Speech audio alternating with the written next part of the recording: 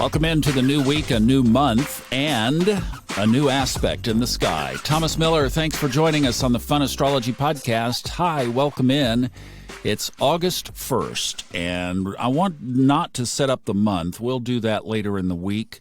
I specifically wanted to talk about the aspect in the sky because this is probably the big one of at least the summer, where we have these three hombres that everybody's talking about haven't converged together since for whenever. Long time, Uranus, Mars, and the North Node, which puts all of this in opposition to the Scorpionic South Node. Now, I've got to say, this week is a big week for me personally because starting Wednesday and then especially Thursday, nearly 20 of you are going to be converging up here in my backyard, my little playground in North Carolina, to come spend the weekend with old Uncle Thomas. I'll tell you what, I am about as excited as a 7-year-old on their birthday. I am just so excited. And I'm recording these this week in advance. So there may have been things happen between the time I'm recording this and the time you hear it.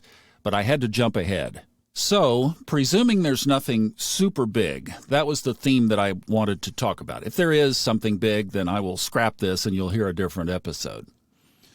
So here we have this big cookbook, oh my gosh, aspect, right? I mean, I could go on and on and on about the catastrophes that are going to happen around this aspect. We picked the thing apart pretty well on Friday, so we're not going to go back there, and we're not going to do the catastrophic perspective either, because here's what I'm thinking. It's already happening.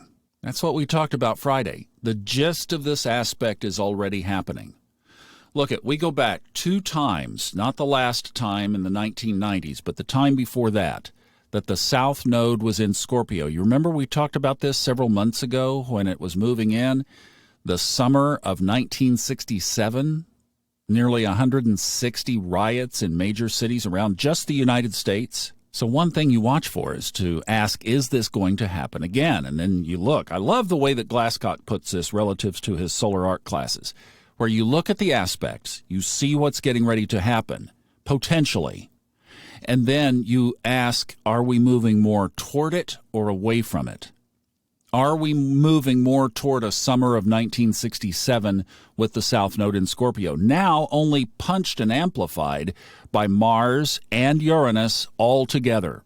Well, I found this, and it's a quick search. If you search into Google, Global Protest Tracker, then you get the Carnegie Endowment, which is carnegieendowment.org, with a head banner that says Carnegie Endowment for International Peace. I know nothing about them, and please, if you do work for them, I say that I don't know the accuracy of this, okay? I know nothing about this. I just found it, and honestly, if you drill down and you look at the specifics, it looks very conservative to me.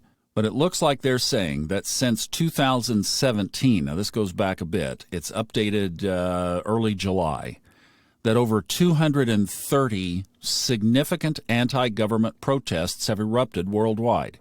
More than 110 countries have experienced significant protests. 78% of authoritarian or authoritarian-leaning countries have faced significant protests. And here's a surprise.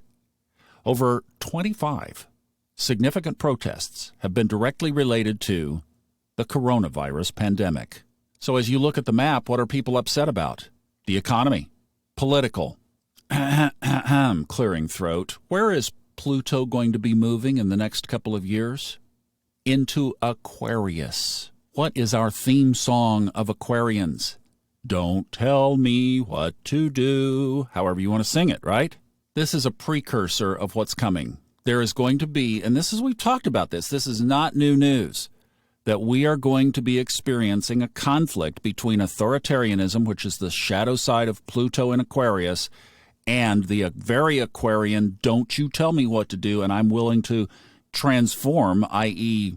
death and rebirth for it. So certainly one of the things we can bank on here is that Uranus, Mars, and the nodes are giving us a precursor for what we're going to see more of as we move into these next several key years ahead. It also matches the United States chart, and I don't want to go into that. We've covered that a lot, especially here in Old Soul, New Soul. So it fits. It just fits, hand in glove. So whether something big happens in your neck of the woods is just another trigger point in this aspect that is already baking this culture into our planet. Do you see this?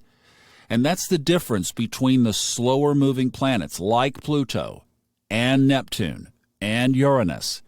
They're building these themes, and this theme of discontent is definitely something that we're going to be seeing over and over, at least over the next 2 or 3 years. So the details on the aspect at 2:08 this afternoon, at least in Asheville, North Carolina, it will conjoin Mars and the North Node, which of course puts it in an opposition to the South Node. So that's Mars and the nodes at 2:08 p.m., and then at 7:38 p.m., Mars conjoins Uranus. Those 5.5 hours are basically the difference of a few minutes of degree in the sky for these guys, because they're all knotted up right there at 18 degrees in Taurus. Now, what do we do about it? Well, last week, I released podcast number 302 on subconscious mind mastery.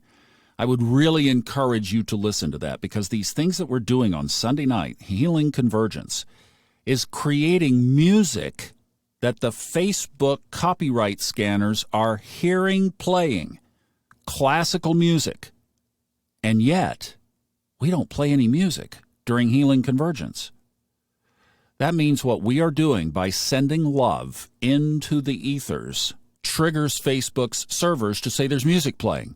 And then when I write them back and tell them, no, it's not, and protest their little claim, then it takes them 2 weeks, but they always say, oh, sorry, you're right. So it doesn't show up on the replay, but it shows up while we're doing it together. It's the group connection to send love into the world. Also, I released number 303, which is a dual timeline episode of just explaining that we are separating, basically. And it is a light-dark kind of thing. And this conflict is going to be right there, reflective of exactly what's going on. So indeed, as above, so below, we are seeing in the sky the very things that are shaping up down here on planet Earth. Wow. I mean, we've said this before a bunch of times, but what an amazing time to be on this planet.